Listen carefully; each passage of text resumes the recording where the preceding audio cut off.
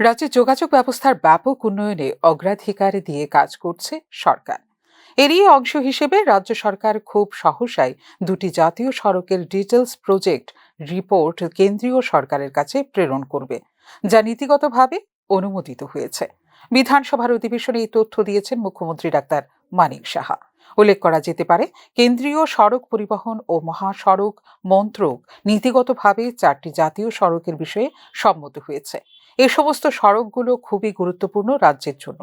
এ সকল সড়কগুলোর মধ্যে রয়েছে কমলপুর থেকে শান্তির বাজার, যার দৈর্ঘ্য 148 কিলোমিটার; চম্পকনগর থেকে উদয়পুর, যার দৈর্ঘ্য 40 কিলোমিটার; অমরপুর থেকে উদয়পুর, যার দৈর্ঘ্য 24 কিলোমিটার, এবং শান্তির বাজার থেকে বিলোনিয়া, যার দৈর্ঘ্য 17.25 কিলোমিটার।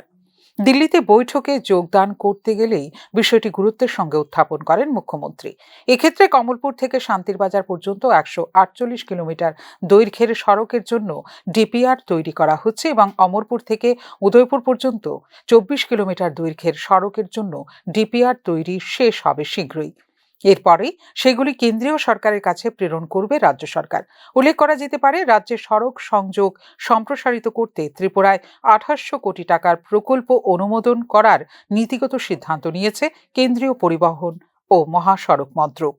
গত 24 অক্টোবর 2024 সালে নয়াদিল্লির বাণিজ্য ভবনে কেন্দ্রীয় সড়ক পরিবহন ও মহাসড়ক মন্ত্রী নীতিন গডকরির সভাপতিত্বে একটি পর্যালোচনা সভা নেওয়া হয় এই সিদ্ধান্ত।